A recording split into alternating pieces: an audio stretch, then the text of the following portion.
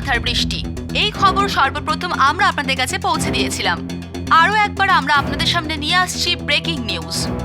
ওই দুটো মাথারই শনাক্তকরণ হয়ে গিয়েছে, রাজু সোনি আর মোহন কালিয়া। আর অবাক করা ঘটনা হলো এটাই যে ওই দুজন ব্যক্তিরও হত্যা করা হয়ে গিয়েছে। পুলিশ এটাই মনে করছে যে এই দুটো খুনও সেই একই খুনির কাজ। আপনাদের মনে করিয়ে দিই যে কেটি পাঠকের মক্কেল মিস্টার পরিবর্তন কুমারও কালই বেলে ছাড়া পেয়েছিলেন। পরিবর্তন কুমারই কি মাথা ফাটানো খুনি? জানার জন্য দেখতে থাকুন বিশেষ খবর। আমি কোনো খুন করিনি, কোনো খুন করিনি। আমি তো সিঁড়িতে গেছিলাম সাই বাবার চরণে পুজো দিতে। আপনার এই কথাটা আমি কিভাবে বিশ্বাস করতে পারি? একটা কথা আছে যেটার জন্য আপনার আমার কথায় বিশ্বাস হবে। রাজু আর মোহনের খুন হওয়ার আগে পুলিশ তাদেরও প্রস্থেটিক চেহারা হাতে পায়। একটা প্রস্থেটিক চেহারা বানাতে 5 দিন সময় লাগে, আর দুটো বানাতে 10 দিন। আর আমি তো কালই জামিনে রেহাই পেয়েছি, তাহলে আমি ওই প্রস্থেটিক মুখ বানাতে পারি কি করে?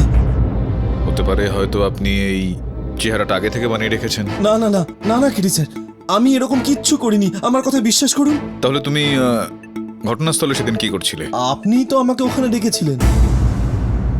আমি? হ্যাঁ, আপনারই তো ফোন এসেছিল। আপনি বললেন কোনো ইম্পর্টেন্ট প্রমাণ পাওয়া গেছে, আর তার জন্য আমাকে মাঝিবাড়ি ব্লকের সেক্টর নাম্বার 3-এ পৌঁছাতে হবে। এই কোন নাম্বার থেকে ফোন করা হয় আপনাকে? ল্যান্ডলাইন থেকে ফোন এসেছিল, আর আমি আপনাকে জিজ্ঞাসাও করি যে আপনি কেন মোবাইল থেকে ফোন করেননি। তো আপনি বললেন যে হয়তো আসল খুনি আপনার মোবাইলের কল ট্যাপ করছে, আর আপনি বললেন আমার প্রাণেরও আশঙ্কা আছে। আচ্ছা, তো মনে হয় আসল হত্যাকারী আপনাকে ফোন করেছিল। ষড়যন্ত্র তৈরি হচ্ছে কোনো একটা, দেখছি আমি। স্যার, পিকে থেকে কিছু জানা গেল? না, খোঁজ নিতে হবে তোমাদের দুজনকে, সেটাও কালকে আদালত শেষ হওয়ার আগেই।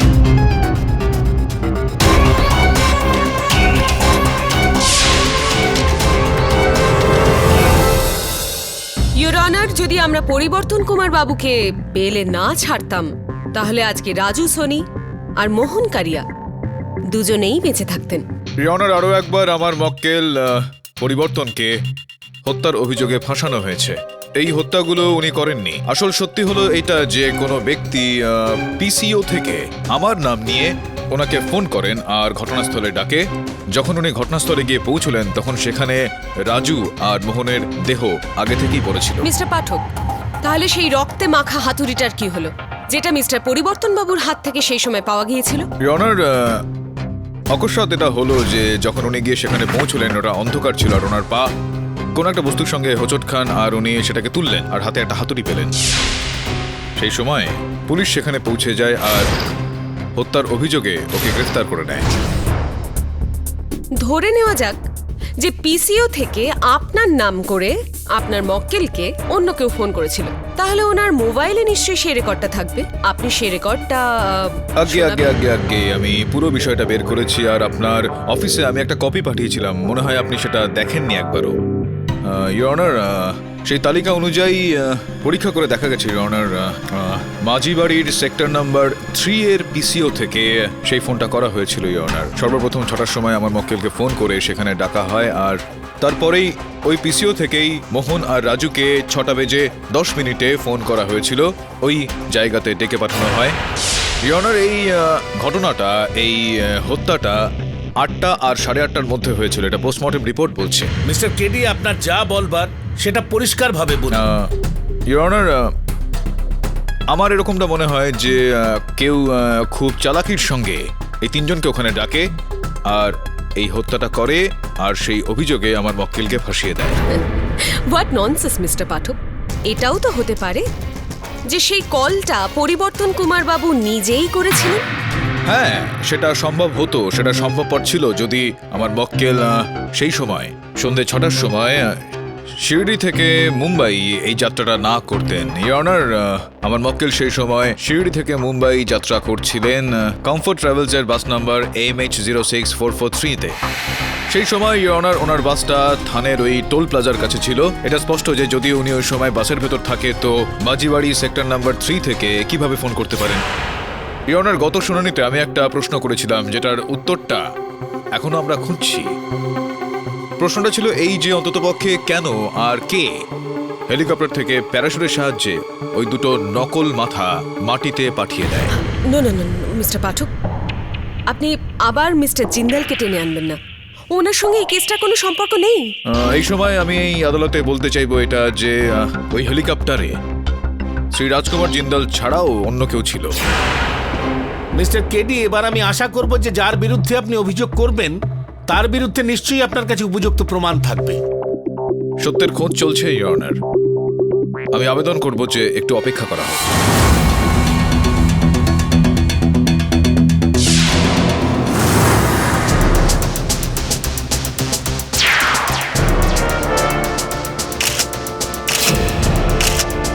Excuse me ma'am, yes, good morning.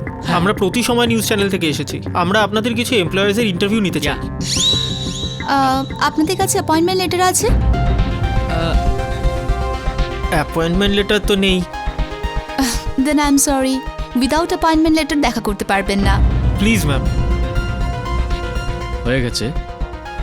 Thank you. চল।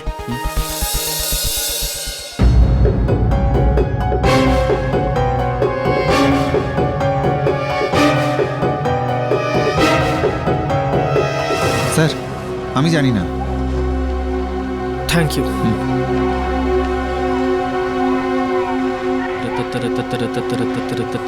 হলো না অরুণ ভাই, আমি কি বলছি তুমি না একদম সোজা, একদম মানে পুরো স্ট্রেট। আরে এভাবে হয় না আজকালকার দিনে। মানে হচ্ছে যদি সোজা আঙ্গুলে পেঁয়াজ না ওঠে তাহলে আঙ্গুলটাকে পাকাতে হয়।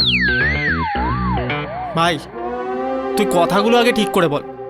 মাখন বলে না রে, ঘি বলে ওটা। আরে অরুণ ভাই, তুমি জানো যে ঘি পেঁয়াজের থেকে বেশি সস্তা, কারণ এখন পেঁয়াজের জন্য লোকে কেঁদে মরে যাচ্ছে।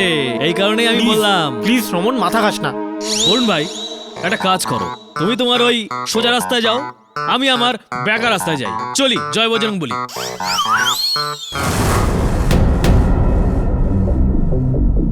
ইওর অনার, আমি ক্ষমা চেয়ে নিচ্ছি যে কোনো কারণবশত আমার সহায়কদের এখানে এসে পৌঁছতে একটু দেরি হচ্ছে। আদালতের সময় নষ্ট হচ্ছে, আমি ক্ষমা চাইছি। এমনিতেও লাঞ্চের সময় হয়ে গেছে। এই কেসের শুনানি লাঞ্চ ব্রেকের পর আবার শুরু হবে। The case is adjourn. এই নাও কাকা, এই নাও, আর নাও।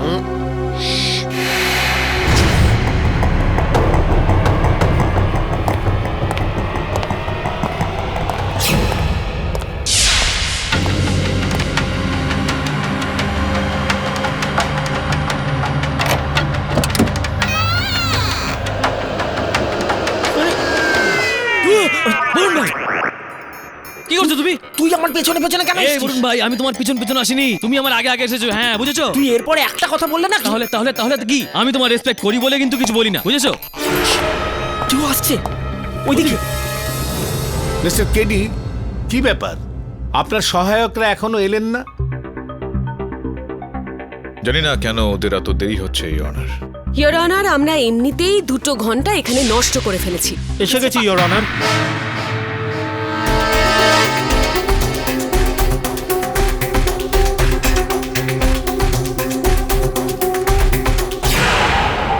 ইওর অনার, আমি মিস্টার রাজকুমার জিন্দালের বিমান চালক উমেশ চক্রপাণীকে কাঠগড়ায় ডাকার জন্য অনুমতি চাইছি।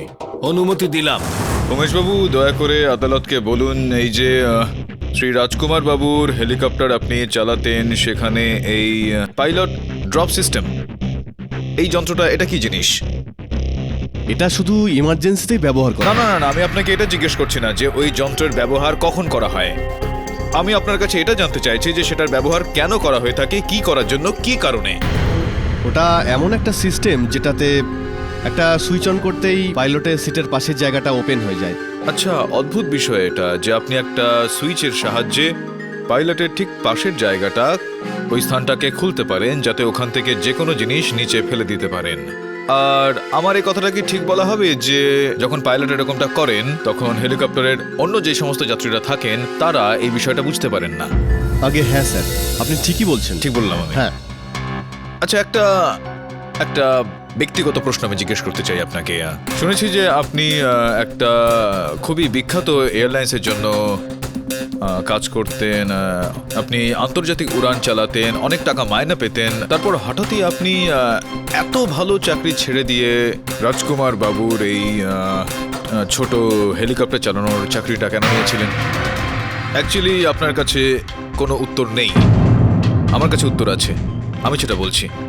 এরা যেরকমটা আমি বললাম যে একটা বিখ্যাত এয়ারলাইন্সের জন্য উমেশবাবু আন্তর্জাতিক বিমান চালাতেন, আর একদিন উড়ানের সময় উনি মদ্যপান করছিলেন। ওই বিমানটাকে যখন মাটিতে নামানোর সময় আসলো তখন ইনি প্রপার ল্যান্ডিং কমান্ডস দিতে ভুলে গিয়েছিলেন। ভুল করে ফেলেছিলেন উনি। বিমান দুর্ঘটনার কবলে পড়তে পারত, সমস্ত যাত্রীর প্রাণ চলে যেতে পারত। শেষ মুহূর্তে ওনার সহ বিমান চালক সেই পরিস্থিতিটাকে সামলে নিয়েছিলেন। যখন এয়ারলাইন্স সেটা জানতে পারলো তখন ওনাকে ওনার চাকরি থেকে ছাড়িয়ে দেওয়া হলো। ওই কেসের জাজ ইয়নার আদেশ চৌধুরী বাবু ছিলেন। প্রশ্ন এখন এটাই উঠছে ইয়নার যে মনসুখ মেহতা, রাজু সোনি আর মোহন কারিয়ার সঙ্গে ওনার কি শত্রুতা ছিল, ওদের জন্য এনার মনে কি রাগ ছিল, কি উদ্দেশ্য ছিল আপনার এই হত্যা করার?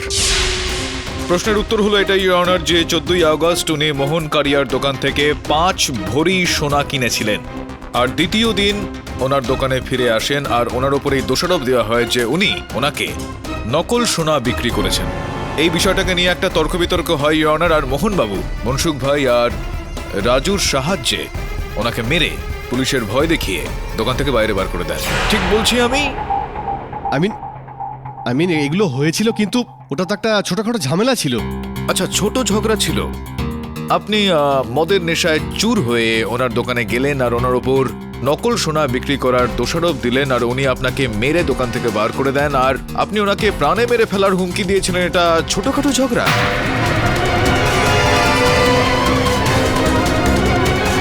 আমি মানছি ওই দিন ওই 4 জনের উপরে আমার খুব রাগ হয়েছিল, কিন্তু ওদের খুন আমি করিনি, আর না হেলিকপ্টার থেকে আমি ওদের নকল মাথা নিচে ফেলেছি। মিথ্যা কথা বলছেন আপনি।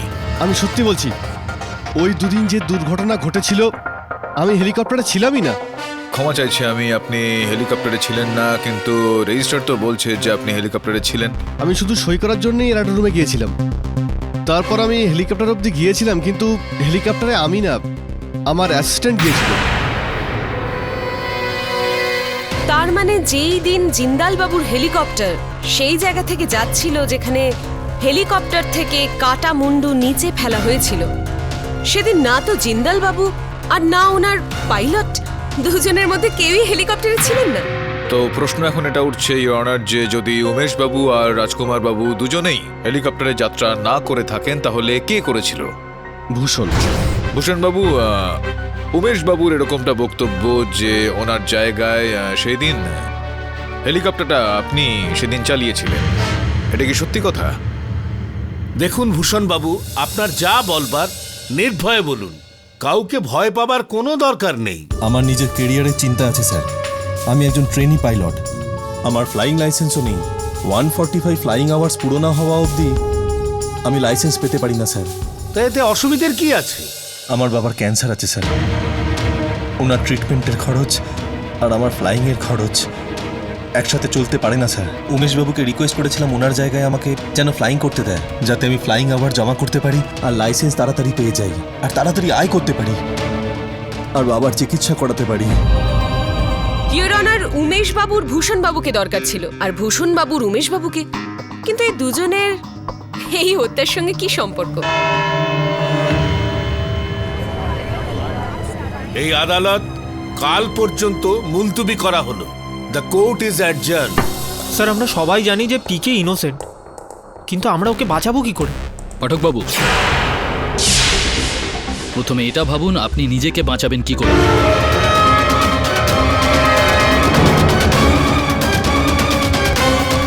আমি নিজেকে কিভাবে বাঁচাবো এটার মানে? আরে বসুন তো, আগে বসে বুঝে বলুন যে আপনি কি বলতে চাইছেন। ঠিক এই দেখুন, আপনার প্রাণের আশঙ্কা রয়েছে।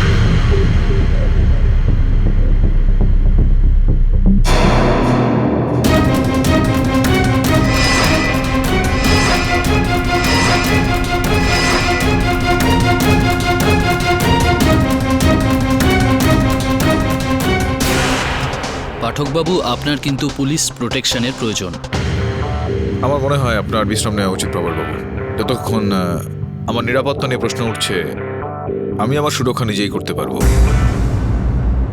আর তাছাড়াও একটা দিক পর্যন্ত তো প্রমাণিত হয়ে গিয়েছে যে পরিবর্তন হত্যাকারী নয়, আর এই অন্য কোনো ব্যক্তিও যে আমাকে ভয় দেখানোর চেষ্টা করছে। পাঠকবাবু, আপনার যা ইচ্ছে তাই ভাবুন, কিন্তু আমাদের কর্তব্য হলো আপনাকে পুলিশ প্রোটেকশন দেওয়া, আর আপনাকে নিতে হবে। যদি কালকে আপনার কিছু হয়ে যায় তাহলে লোকে আমাদের দিকেই আঙুল তুলবে। হ্যাঁ, এই কারণটা তো বুঝতে পারছি আমি। আপনার মান সম্মান আর প্রতিষ্ঠার প্রশ্ন যখন, আপনার কথা তো আমাকে শুনতেই হবে, তাই না? ভেতরে আসুন। আজ থেকে ইনি আপনার সঙ্গে থাকবেন।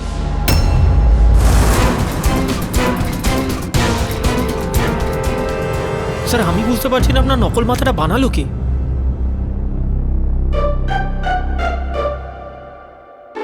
কি হলো তোর? কি খুঁজছিস ওখানে? বস, আমি আপনার ওই ছায়া খুঁজছি, ছায়া। আমার বডিগার্ডকে খুঁজছে ও। ওকে বলেছিলাম বাইরে দাঁড়িয়ে থাকতে। ওকে খুঁজছিস কেন তুই? না না না বস, আমি ওই এমনি একটু টাইম পাস করছিলাম আর কি। কাজ নেই তো আমি কাজ দিচ্ছি তোকে। যাও, তোমরা দুজন যাও, গিয়ে খোঁজ নাও যে আমার নকল মাথাটা কে বানিয়েছিল। আমি এখন যাবো ভূষণের বাড়িতে। বলুন, তোমরা আমার সঙ্গে সেখানে দেখা করো, ওকে?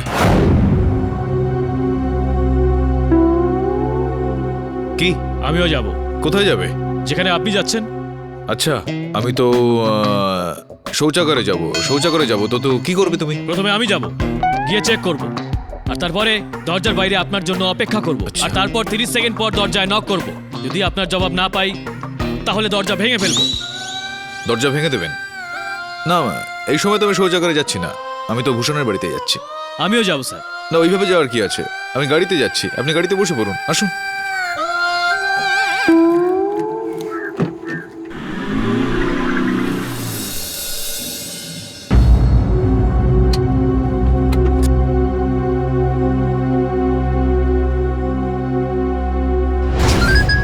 কেডি স্যার ফোন করেছেন? Yes sir. ভূষণের বাড়ি তালা মারা? ইয়েস স্যার, আমরা এখনই ওখানে যাচ্ছি। চল।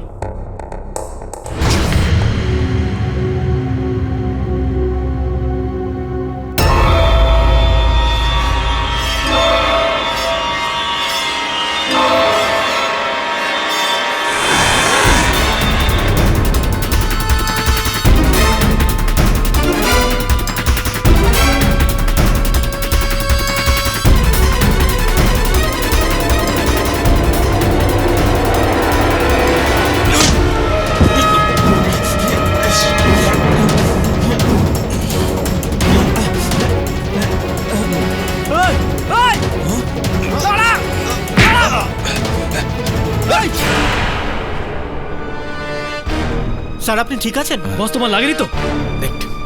আমার নিরাপত্তা রক্ষী আমার প্রাণ নিতে কেন চাইবে? কে ছিল রে? আস্তে রে, আস্তে আস্তে কর। স্যার, ব্যথা হচ্ছে নিশ্চয়ই।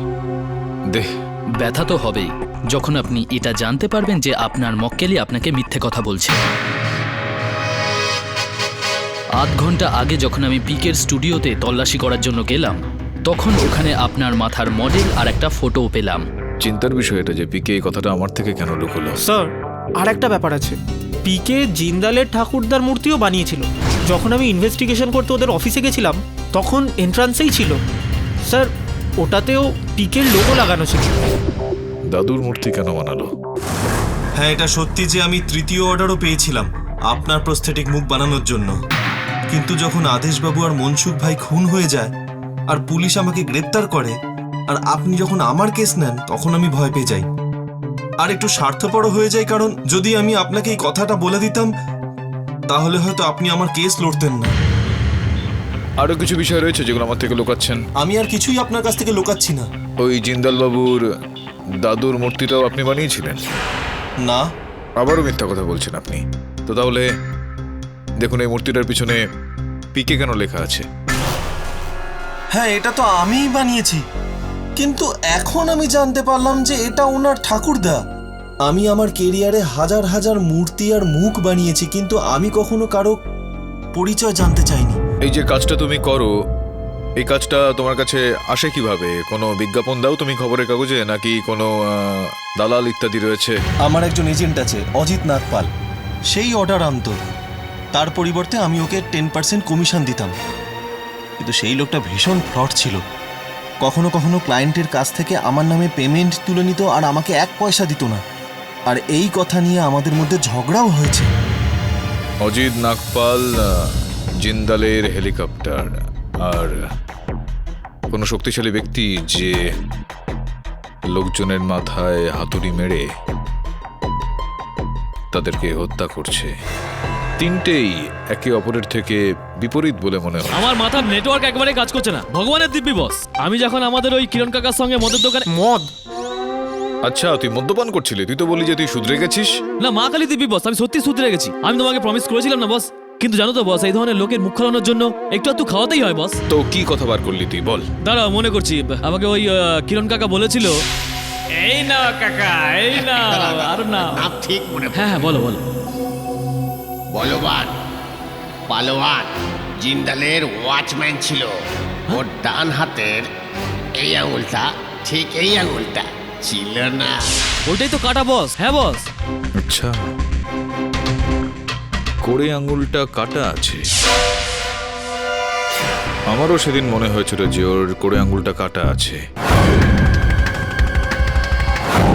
এবার বোঝা গেল হত্যাকারী কি। স্যার, যে ওয়াচম্যানকে জিন্দাল চাকরি থেকে বের করে দিয়েছে তার এই মার্ডারের সঙ্গে কি সম্পর্ক? প্রশ্নগুলো পরে করিস। এখন যা, অজিত নাগপালের বিষয়ে বেশ কিছু তথ্য নিয়ে আয়। আর শ্রমণ, তুই ওই চৌকিদারের খোঁজ নে। যা করার হয় কর, আগামীকাল আদালতে তাদের পেশ করতে হবে। যা হুকুম বস। অজিতবাবু, দয়া করে আদালতকে বলুন কিসের ব্যবসা করেন আপনি? আমি একজন আর্ট এজেন্ট। নতুন পুরনো পেন্টিং, স্ক্র্যাপচার কেনাবেচা করা, এটাই আমার পেশা। অদ্ভুত ব্যাপার এটা। আপনি আপনার অর্ধেক অর্ধেক পরিচয় দিলেন। বাস্তব বিষয়টা তো হলো এই যে আপনি একজন শিল্পের পূজারী হওয়ার সঙ্গে সঙ্গে হাত সাফাইয়ের পূজারীও বটে। অর্থাৎ আপনি এই যে গ্যালারিজ রয়েছে, রাজভবন, রাজমহল, পুরনো মন্দির, এখান থেকে পুরনো মূর্তি, যেগুলো দুর্লভ, যেগুলো মূল্যবান, ছবি ইত্যাদি, সেগুলো চুরি করেন আপনি। আর যখন চুরি করতে আপনি পারেন না, তখন আপনি আপনার কারিগরকে দিয়ে সেগুলোর কপি, সেগুলোকে নকল করেন আর সেগুলো বাজারে বিক্রি করেন, লোকজনকে ঠকান আপনি। কি যাতা বলছেন আপনি? বাজে কথা বলছি না, সত্যি কথা বলছি আমি। আর একবার এরকম ঠকানোর সময়, চাতুরি করার সময় ধরা পড়ে যান আপনি। জিন্দাল বাবুকে আপনি এরকমই কিছু চুরির জিনিস বিক্রি করতে চাইছিলেন, উনি আপনাকে ধরে ফেলেন আর আপনাকে সাজাও দেন। তবে থেকে আপনি ওনার উপর প্রতিশোধ নিতে চাইছিলেন, কিন্তু আপনি জানতেন যে আপনি জিন্দাল বাবুর কোনো রকম কিচ্ছু করতে পারবেন না। সেই কারণে আপনি পুরো পরিকল্পনা বানালেন। জিন্দাল বাবুর একজন নিকটতম ব্যক্তিকে আপনি আপনার সঙ্গে সামিল করলেন আর ওকে অংশীদার বানালেন জিন্দাল বাবুর ওয়াচম্যান। কিন্তু ওনাদের প্ল্যানটা কি ছিল? হ্যাঁ, কি প্ল্যান ছিল আপনার? আপনি বলবেন নাকি আমি বলে দেবো? যিনি দ্বিতীয় শত্রু ছিলেন আপনার, এই পরিবর্তন, তাকেও আপনি ফাঁসালেন। এর সঙ্গে আমার শত্রুতাই ছিল না। এটা কি ঠিক নয় যে আপনি পরিবর্তন বাবুকে যে কাজটা উনি করেছেন সেটার জন্য দাম দিয়েছেন? জিন্দাল বাবুর পিকের কাজ পছন্দই হয়নি, তাই তিনি টাকা দিতে অস্বীকার করেন। তো এতে আমি কি করতে পারি? আপনি সেরকমটাই করেছিলেন যেরকমটা আপনি ভেবেছিলেন। পরিবর্তন বাবুর শত্রুকে হত্যা করেছিলেন আর সেই দোষারোপে ওনাকে ফাঁসালেন। আর তারপর জিন্দাল বাবুর হেলিকপ্টারকে ব্যবহার করে আপনি প্যারাশুটের সাহায্যে ওই মাথাটা, ওই নকল মাথাটা, প্রস্থেটিক মাথাটা আপনি মাটিতে ফেললেন।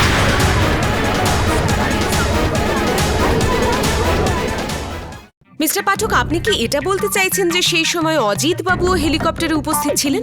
আগে না, এই অনার, অজিত বাবু তো ছিলেন না, কিন্তু ভূষণ বাবু ছিলেন ওখানে। ওরা ছিলেন তিনি ওই হেলিকপ্টার। মিস্টার কেডি, আপনি এত নিশ্চিতভাবে কি করে বলছেন যে ওই দুটো কাটা মাথাই মিস্টার ভূষণই নিচে ফেলেছেন? আমি এরকমটা বলছি না ইওর অনার।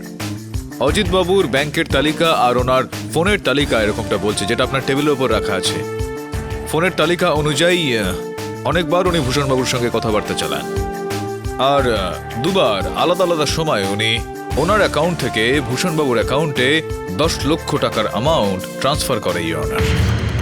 হ্যাঁ, এটা সত্যি যে আমি ভূষণের সঙ্গে টানা মোবাইলে কথা বলছিলাম আর ওর অ্যাকাউন্টে আমি টাকাও ট্রান্সফার করি।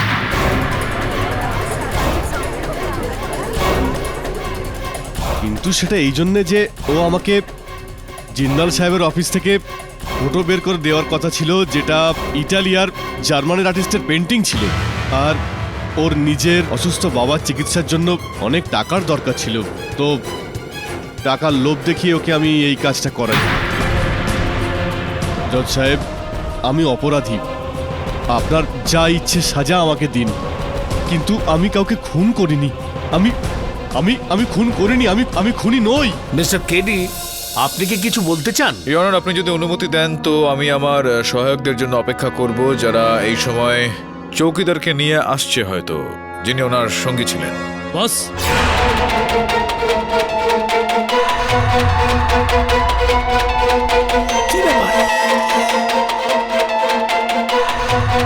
বস, আমি ওর কাছে গিয়ে পৌঁছই তার আগে কেউ ওকে টপকে দিয়েছে।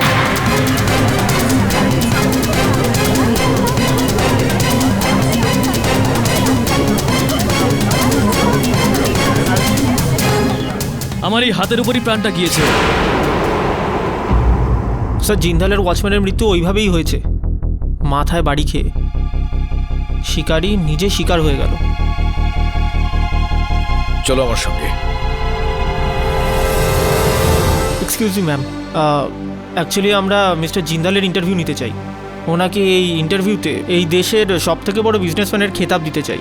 আমরা কি ওনার সঙ্গে দেখা করতে পারি? দেখুন, আমি আপনাদের আগেও বলেছি যে এইভাবে আপনারা জিন্দালের সাথে দেখা করতে পারবেন না। কারেক্ট, ম্যাডাম একদম কারেক্ট বলেছে। আমি ওকে এটাই বোঝাচ্ছিলাম, কিন্তু ও শুনতেই চাইছে না। আমার খালি বলছে একবার ট্রাই করি, আরো একবার ট্রাই করি।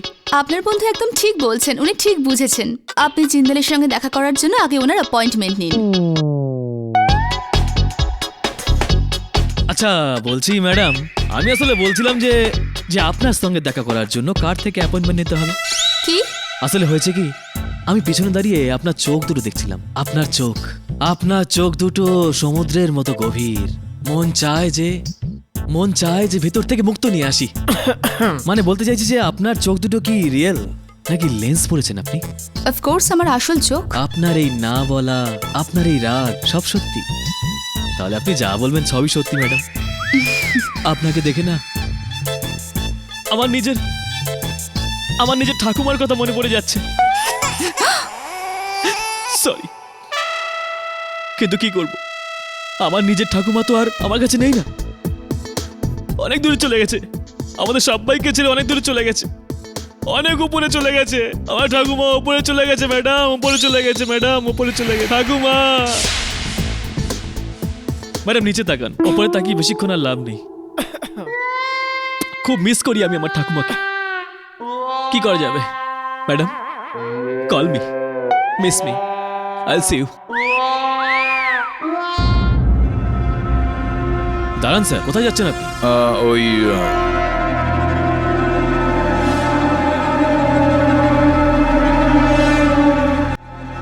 আরে, এতে কাঁদার কি হলো তোমার?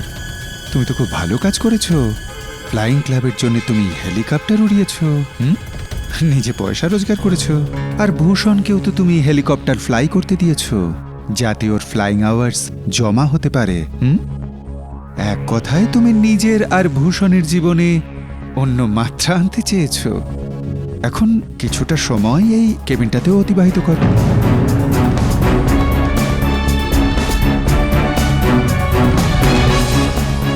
তুমি এটা কি জানো? জানি না।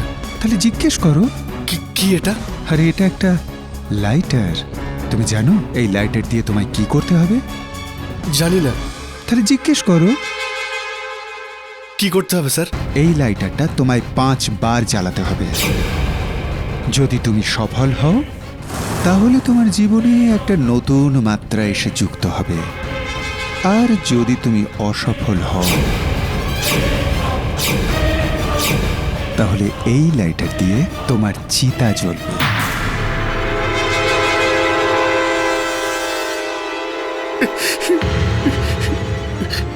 আমার খুব ভুল হয়ে গেছে, আমাকে ক্ষমা করে দিন। আচ্ছা ঠিক আছে, তোমায় না হয় মারলাম না, কিন্তু তোমায় আমার একটা কাজ তো করতেই হবে। এই লাইটারটা তোমায় 5 বার জ্বালাতে হবে। যদি তুমি 5 বার জ্বালাতে পারো তাহলে আমি তোমায় ছেড়ে দেব, আর যদি তুমি 5 বার না জ্বালাতে পারো, তাহলে যে আঙুল দিয়ে তুমি এই লাইটারটা জ্বালাতে চেষ্টা করছিলে, ওই আঙুলটা আমার হয়ে যাবে। 1 2 3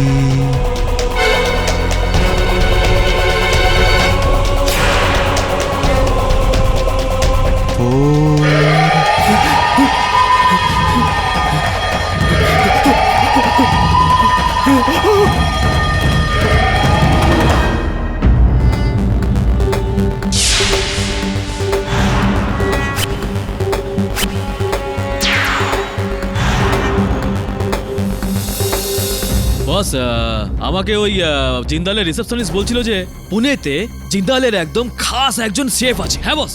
আর কোনো লোক? হ্যাঁ হ্যাঁ হ্যাঁ হ্যাঁ হ্যাঁ, আমি ওটাও জানতে পেরেছি যে জিন্দালের না একজন স্টাফ ছিল বস, ওর নাম জুনেদ। ও এখন পাগলখানা বন্দি বস, নাসিকে। দেখুন, আমি আপনাকে কথা দিচ্ছি, আমি আর আমার বস আপনার নাম আদালতে বলবো না। জিন্দালবাবু যদি জানতে পেরে যায় যে আমি ওনার বিরুদ্ধে মুখ খুলেছি, তাহলে আমার হাতের সাথে আমার জীবও কেটে নেবে। আপনি চান না যে আপনার সাথে ন্যায় হোক? ওই জিন্দাল তার কৃতকর্মের সাজা পাক, ভয় পাবেন না, আমাকে বলুন। ঠিক আছে, একদিন জিন্দালবাবুর খাবারে আমার হাত থেকে বেশি লঙ্কা পড়ে যায়। উনি আমাকে খুব মারেন, খুব পেটান। কিন্তু পরের দিন যখন আমি কাজ থেকে বাড়ি ফিরে যাই, তখন আমার ওয়াইফ আমাকে বলে কোনো সবজিওয়ালা ওকে সবজি বেচতেই চাইছে না, খালি শুকনো লঙ্কাই পেয়েছে বাজার থেকে। আমিও বাজারে গিয়ে অনেক চেষ্টা করি, কিন্তু কোনো সবজিওয়ালা বা কোনো মুদিখানা চাল ডাল সবজি কেউ কিছু বেচতে চাইছিল না। ওরা শুধু কাঁচা লঙ্কাই বেচতে চাইছিল, আর কিচ্ছু না। কতদিন ধরে এরকম চলতে থাকে। আমি অসহায় হয়ে পড়ি। আমার ছেলে খিদেতে ছটফট করছিল, খালি পেটে ওই ছোট্ট প্রাণ কতক্ষণ লড়াই করত। আর একদিন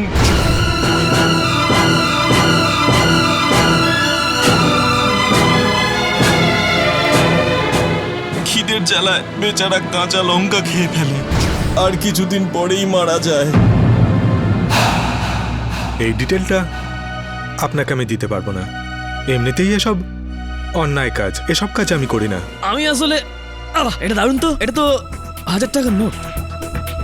কি করবে বলো? আমি বলছিলাম যে বিনা পয়সায় কাজ করি না। হ্যাঁ কারেক্ট, আমি জানি সেটা। আমাকে বলো যে জুনেদ কত বছর ধরে আছে এখানে? ও 3 বছর ধরে আছে। আর শুনেছি নাকি এর আগেও এক্সপ্লোর মিডিয়া কোম্পানিতে অনেক বড় পদে কাজ করতো। তারপরে ওই অন্য কোম্পানিতে আরও ভালো চাকরি পেল, সেই জন্য ওই এক্সপ্লোর মিডিয়া কোম্পানির চাকরিটা ছেড়ে দিল আর ওখানে গিয়ে জয়েন করলো। ওখানে জয়েন করার 1 মাস পরেই ওর বাড়িতে বড় একটা চুরি হলো। ওর লাখখানেক টাকার গয়নাও গেল, আর তার উপর ওর ভাইপোকে কে যেন কিডন্যাপ করলো, আর ও নিজের কোম্পানিতেই জালিয়াতি করলো, আর তার জন্য জেলে যেতে হলো। এইসবের কারণে বেচারা পাগলই হয়ে গেল। কেডি বাবু, আপনি খুবই ব্যস্ত উকিল, তাই চা খাওয়ার অনুরোধ করে আমি আপনার সময়টা নষ্ট করব না। বলুন, আপনি কোন প্রমাণ পেয়েছেন আমার বিরুদ্ধে? বাস জিন্দালবাবু শুধুমাত্র এটুকুই জানতে পারা গেল যে আপনি অন্যকে অত্যাচার করতে ভালোবাসেন, অন্যদেরকে দুঃখ দিয়ে কষ্ট দিয়ে আপনি খুব আনন্দ পান। আমি আরও আনন্দ পাব যদি আপনি স্পষ্ট করে সব বলেন। এখন বোঝার আর বোঝানোর রইলই বাকি। আপনি আপনার দাদুর মুখোশ বানালেন শিল্পীকে দিয়ে। আপনার যখনই মুখোশ পছন্দ হলো না, তখন আপনি ওই শিল্পীকে শাস্তি দেওয়ার জন্য তৈরি হলেন। আমি আপনার ভাষাকে শ্রদ্ধা করি, কিন্তু আপনি আমার উপর যে দোষারোপ করছেন তা সত্যিই আমার বোঝার বাইরে। সবার আগে তো আপনি ওই বেচারা শিল্পীকে পরিবর্তনকে কষ্ট দেওয়া শুরু করলেন। আপনার ওই যে বিশ্বস্ত চৌকিদার ছিল, ওর সাহায্য নিয়ে। ওকে তো আমি বহুদিন আগেই চাকরি থেকে ছাড়িয়ে দিয়েছিলাম। সেও তো ভণ্ডই ছিল জিন্দালবাবু, যাতে সন্দেহের তীরটা আপনার দিকে না যায়। কিন্তু যেটা করার আপনিই করলেন। প্রথমে সমস্ত শত্রুদের হত্যা করলেন আপনি, তার ঠিক আগে তাদের মুখোশ, প্রস্থেটিক চেহারা, যেগুলো বেচারা পরিবর্তনের হাত দিয়ে বানানো হয়েছিল, সেগুলোকে প্যারাশুটের সাহায্যে মাটিতে পাঠালেন, যাতে বেচারা পরিবর্তনের ওপর মানুষের সন্দেহ হয়। বেচারা পরিবর্তন কি করে জানতে পারবে যে ওর সাহায্যে প্রস্থেটিক চেহারা বানানো হচ্ছে না? ওকে স্বয়ং ওর মৃত্যুর পথে একটু একটু করে এগিয়ে দেওয়া হচ্ছে। কিন্তু আমি এরকমটা হতে দেব না, আমি বাঁচাবো ওকে। সত্যিই আপনি একজন ভালো উকিল। আপনি শেষ পর্যন্ত বার করেই নিলেন যে পিকে কে ফাঁসিয়েছে আর কেন ফাঁসিয়েছে। কি বলেছিলেন যেন আপনি? পীড়ন করতে ভালোবাসি, তার মানে স্যাডিস্ট। আমার খুবই ভালো লাগে যখন কেউ আমাকে ফাঁসানোর চেষ্টা করে, কিন্তু ফাঁসাতে পারে না। চেষ্টা করো না, কোনো লাভ নেই। এই অফিসে ইলেকট্রোম্যাগনেটিক গ্যাজেটস লাগানো আছে। এখানে রেকর্ডার, ল্যাপটপ, ফোন কিছুই চলবে না। আর এমনিতেই তুমি আমার এই বয়ানটা রেকর্ড করতে পারবে না। কিছু ঠান্ডা আনাবো তোমার জন্য? রেকর্ড করতে পারবো না তো কি হয়েছে? কালকে লাইভ রেকর্ডিং হবে আদালতে। আপনি যতজন লোককে জ্বালিয়েছেন সবাই আপনার বিরুদ্ধে সাক্ষ্য দেবে। তোমার ঠান্ডা কিছু নয়, দুধ খাওয়া প্রয়োজন, তাও বোতলে করে। ছেলে মানুষের মতো বুদ্ধি তোমার। একটা ভুল আপনি করেছেন কেডি বাবু। যে যে মানুষ আমার বিরুদ্ধে বয়ান দিয়েছিল তাদের বয়ানগুলো রেকর্ড করে নেওয়া উচিত ছিল, কারণ এখন আর তা সম্ভব নয়, কারণ মৃত মানুষ বয়ান দেয় না।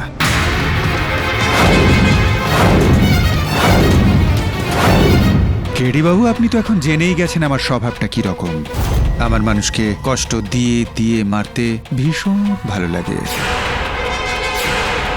আমার এখনো বেশ ভালোই লাগছে আপনার এই করুণ অবস্থাটা দেখে, কেননা আপনি ভালো করেই জানেন যে আমি আসলে দোষী, কিন্তু তবু আপনি কিছুই করতে পারবেন না।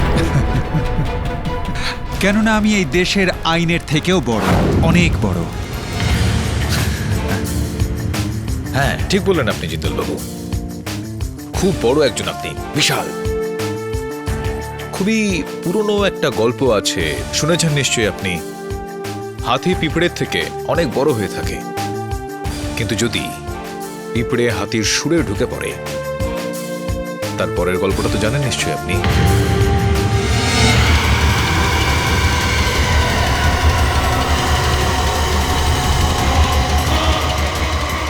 শহরে আরো একবার প্যারাশুটের মাধ্যমে নকল কাটা মাথা ল্যান্ডিং হয়েছে। আর এটা বলা প্রয়োজনীয়, এইবার এই কাটা মাথাটা কোনো অপরিচিত ব্যক্তির নয়, বরং দেশের গণ্যমান্য উদ্যোগপতি শ্রী রাজ জিন্দাল বাবুর। সবচেয়ে রোমহর্ষক বিষয় এটাই, আজ পর্যন্ত সেই খুনি যতজনের নকল কাটা মাথা আকাশ থেকে মাটিতে নামিয়েছে তাদের খুনও করেছে। তাহলে কি সেই খুনি রাজ জিন্দাল বাবুকে খুন করতে পুরোপুরি সফল হবে? এই মাথা ফাটানো খুনি দেশের সুরক্ষা ব্যবস্থার সামনে একটি চ্যালেঞ্জ তুলে ধরেছে। এবার কি হবে শিল্পপতি জিন্দাল বাবু? না, আমার কোনো পুলিশ প্রোটেকশন চাই না। ফোন রাখো। কেডি পাঠক,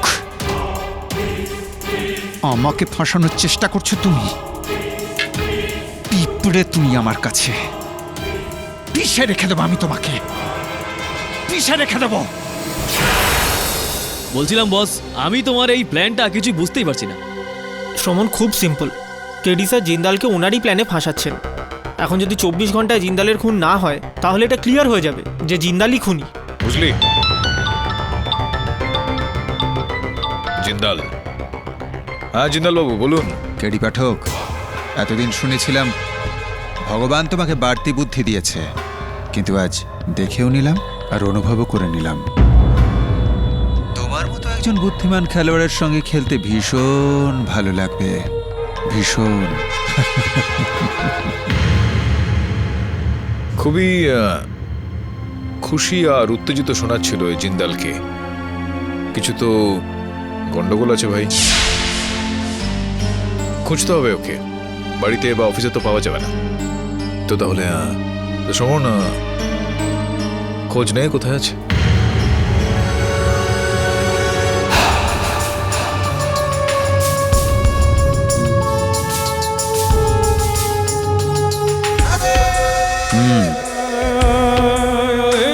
ঠিক আছে,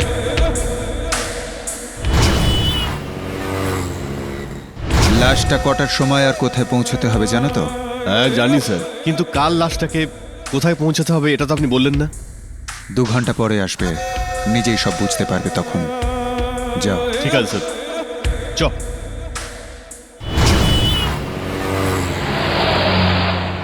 যাও, ওকে ভেতরে পাঠিয়ে দাও।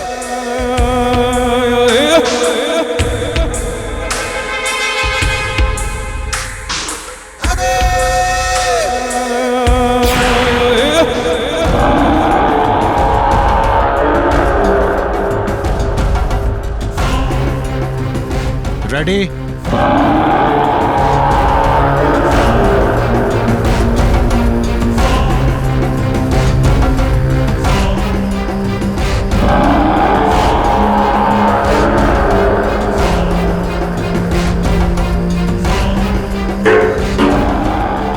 তৈরি তো তুমি আমার খুলি ভাঙার জন্যে? এক আঘাতেই আমার খুলিটাকে উড়িয়ে দাও। একটুও যদি ভুল হয়, আমার লোকেরা তোমার টাকা দেবে না।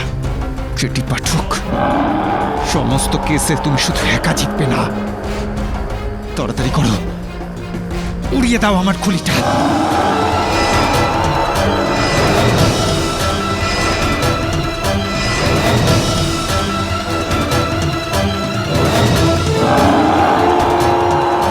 তাড়াতাড়ি করো তুমি, নাহলে কেটি পাঠক এটাই প্রমাণ করে দেবে যে ওই 4 জনকে আমি খুন করিয়েছি। মারো আমাকে। হ্যাঁ, শাস্তি তো আপনাকে দেওয়াই হবে।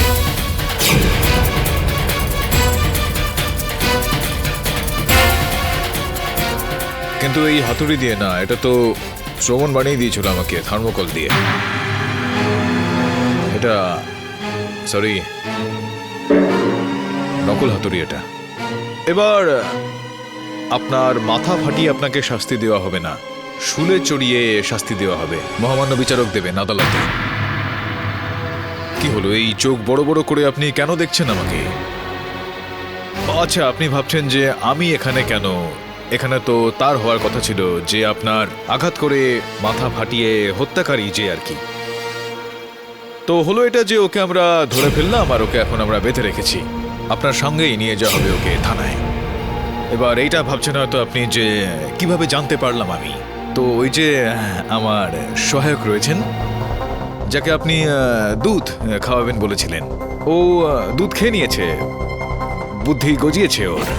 আর ওর কথা শুনেই আমার এটা মনে হলো যে দেখুন, আপনি আপনার ওই যে অফিসে ওই যে ইলেকট্রোম্যাগনেটিক যন্ত্র বসিয়ে রেখেছেন, কিন্তু আপনি আপনার মোবাইল ফোনে তো সেই যন্ত্রটা বসিয়ে রাখেননি। পুলিশের সাহায্য নিয়ে আমরা আপনার সমস্ত কথা শুনে ফেললাম, আর এখানে এসে আপনার ওই হত্যাকারীকে আমরা ধরে ফেললাম, আর ওর জায়গায় আমি এসে পড়লাম। আর এইমাত্র যে বয়ানটা আপনি দিলেন সেটাও খুব স্পষ্টভাবে জিন্দালবাবু, কেননা এখানে কোনো রকম ইলেকট্রোম্যাগনেটিক যন্ত্র তো নেই, তো সেটাও আমি আমার মোবাইল ফোনে দাখিল করে নিয়েছি। আরে জিন্দালবাবু দাঁড়ান, কোথায় যাচ্ছেন আপনি? এখানে যেটা রয়েছে সেটা নকল, কিন্তু পুলিশ একদমই আসল আমার ভাই। হ্যাঁ, তো জিন্দাল বাবু আমাদের সঙ্গে যাবেন না নিয়ে যাব? এবার চলুন, কারাগারে বসে নিজেই নিজের মাথা ফাটাবেন এইটা ভেবে যে কি ভেবেছিলাম আর কি হয়ে গেল। হ্যাঁ,